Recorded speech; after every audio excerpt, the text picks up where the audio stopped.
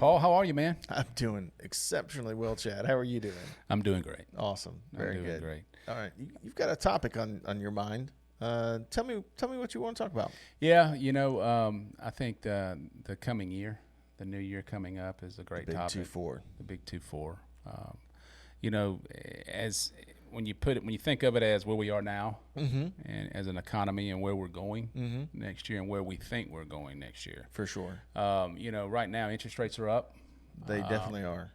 I think that inflation's at an all-time high.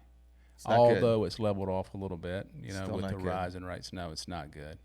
And I do think that going into 2024, which a new year always brings change. Sure, We know that. But in an election year, Mm-hmm. this is the big point of this. It tends to bring even more of a change. Yeah. And you have businesses that are already in a kind of a state of flux right now. Yeah, they are. I think that they're even going to be more so next year.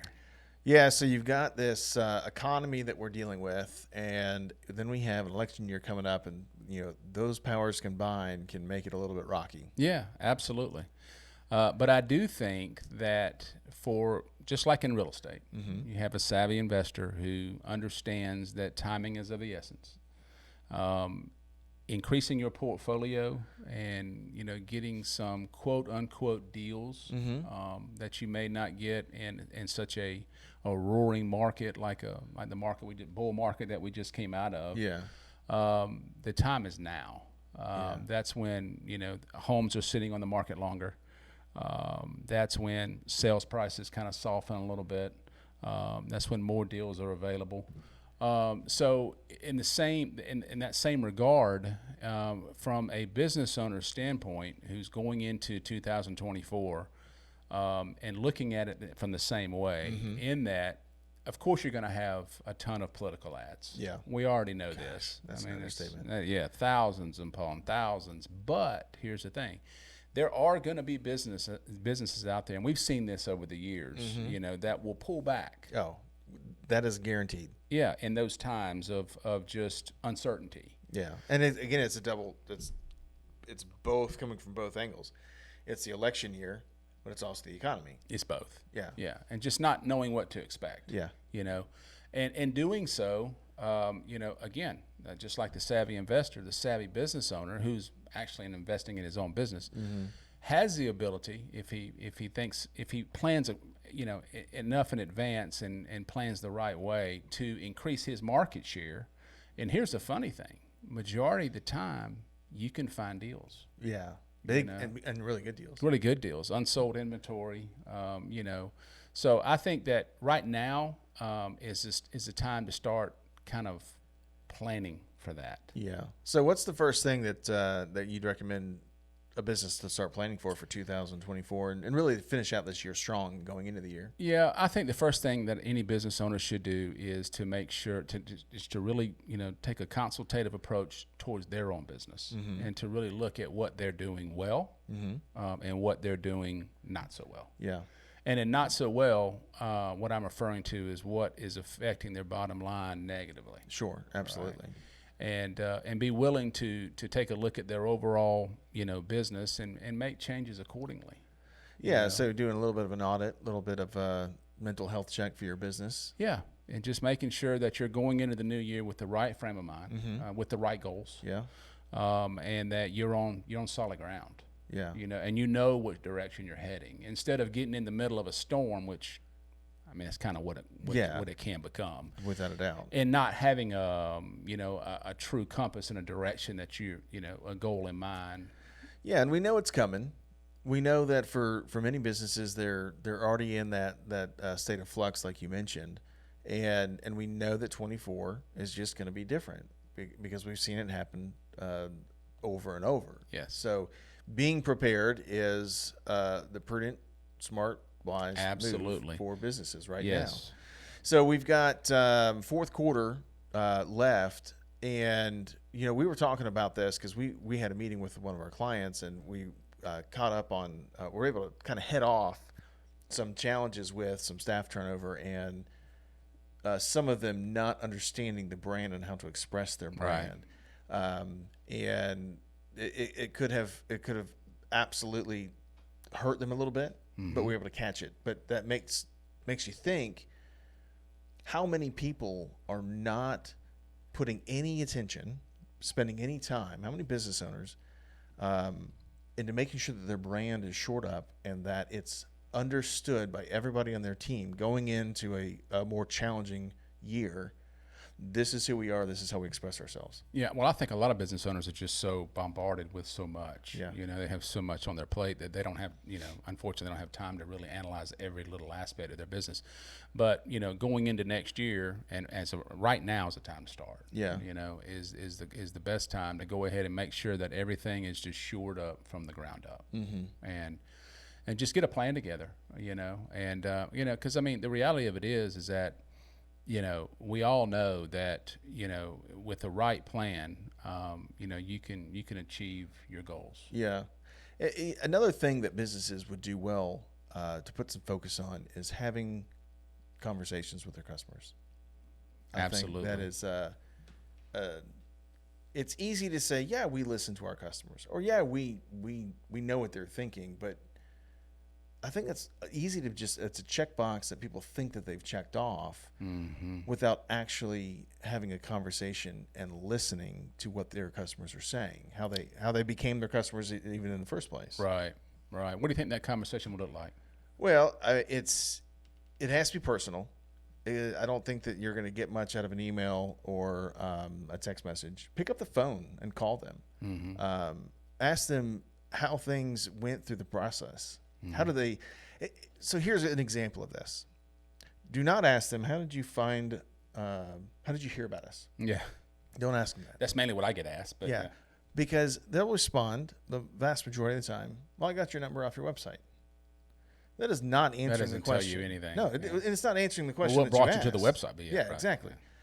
You need to have a conversation with them about what was it that put them in a buying mode, that made them become transactional. Something happened.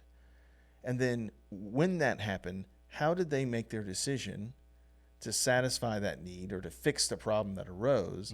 And what was the process that they went through and ultimately found you? Right.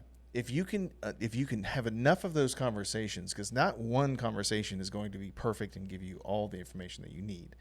If you have enough of those conversations and looking for the patterns and the way that people satisfied their need and got to you, sure, the information you get from that is going to be critical. Well, you could use that information in a lot of different ways to promote your business. Without a doubt.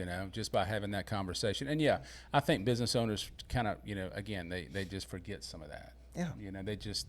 And I think as humans, we want to do more listening than we want to do asking. Yeah. Excuse me. Wait a minute. I think it's the other way around, right? It's the other way around.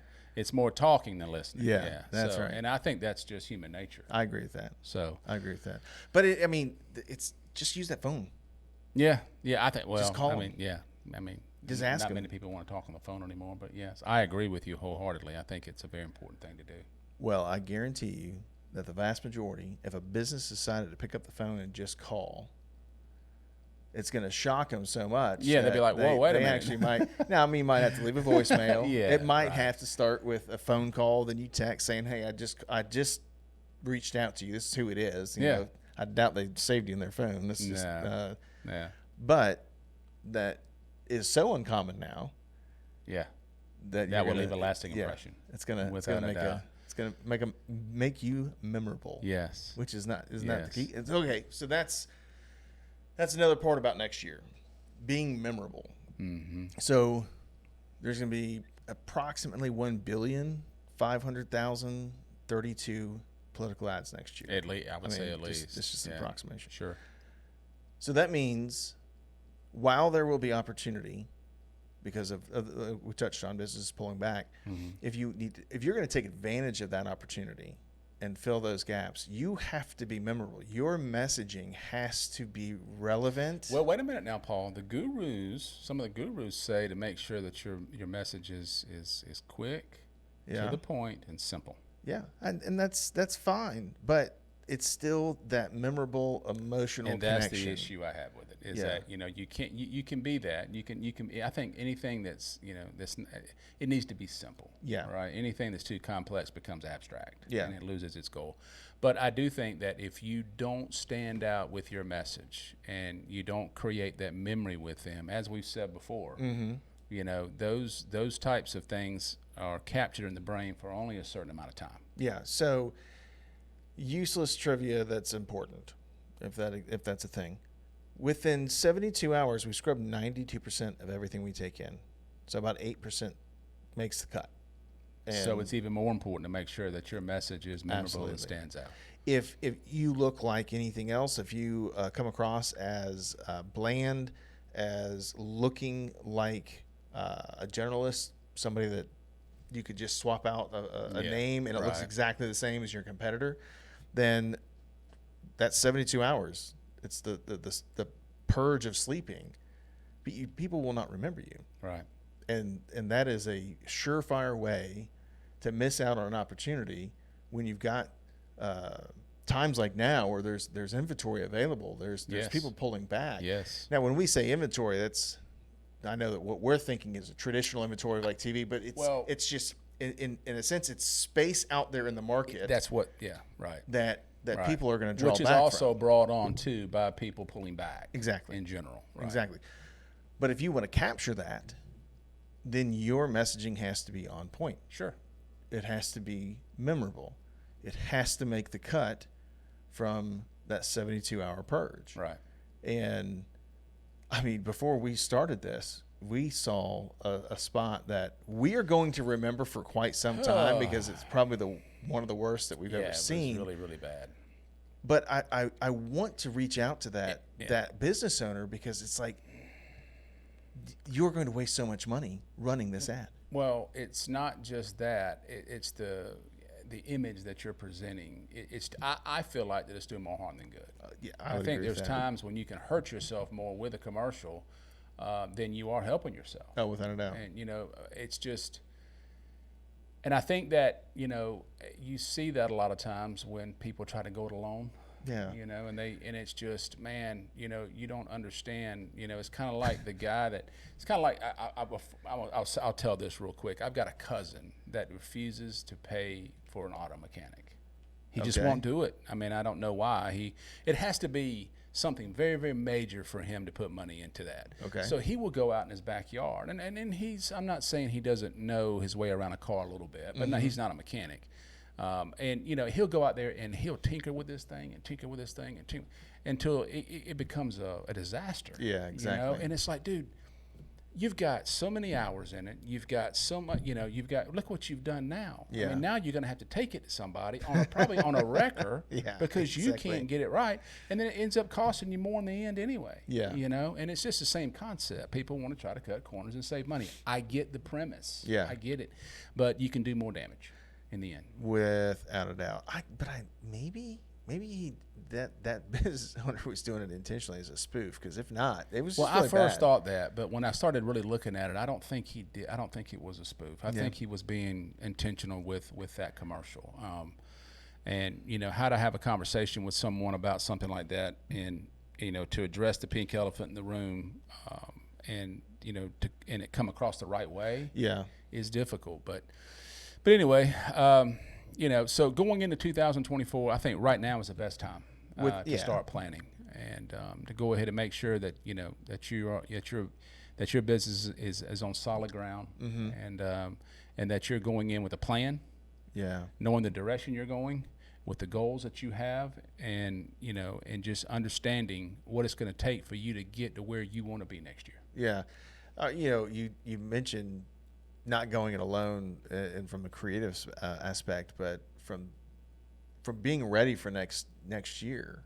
I mean, what do you recommend for businesses and how to evaluate these things? Well, I mean, I don't think. I mean, let's face it. Majority of business owners are not good at. They're good at what they do. Mm-hmm. They're good at a leader, and they're good at as running their business and their product or service. I think it's a great time to reach out to someone who's an expert. Yeah. And just say, listen, I need some help. And we're not talking. I wouldn't imagine anybody charging tens of thousands of dollars for just a snapshot to make make recommendations accordingly. And someone that is a professional in what they do, I think that's, again, I go back to my cousin in the backyard. Yeah. It's just, if he would have gone the right route the first time, he wouldn't have been in the situation that he finds himself in a lot. Yeah, exactly. So yeah, I think reaching out to someone and just having those conversations right now. That perspective is really important. I know when I'm doing things of that nature, when I'm really trying to get a good analysis, I'm too close to the project, and having that outside perspective is often the best thing that I've ever done. Yeah, is getting that just that help. Yeah, it's basically bringing in a consultant. Yeah, pretty much. That's what it boils down to. Consultant, coach, call it whatever you want. Whatever you want to call it, or mechanic. Yeah, or mechanic. Yeah, or mechanic. Right. Crazy. It's the same concept. Yeah. Craziest concepts in the whole wide world. Yeah, but yeah, I do, and so we'll keep having conversations with our customers. Oh yeah, and making sure that we're doing everything that we can to help them prepare for the coming year. And because their business is our business. That's it, and it's coming whether we like it or not. It's coming quickly. 2024 is coming. Yes, quickly, a little quicker than I would like. Yeah, this year's almost over, but there is still time. There's still good time to take a look, to be ready. No doubt, and make sure that hopefully everybody can have a good, solid 2024, and we weather this. Yeah, I think we'll get through it. Yeah. I think the quicker we can plan forward, and that I think that it'll help us get through it without a doubt. So all right, on to 2024. Well, let's get back to work.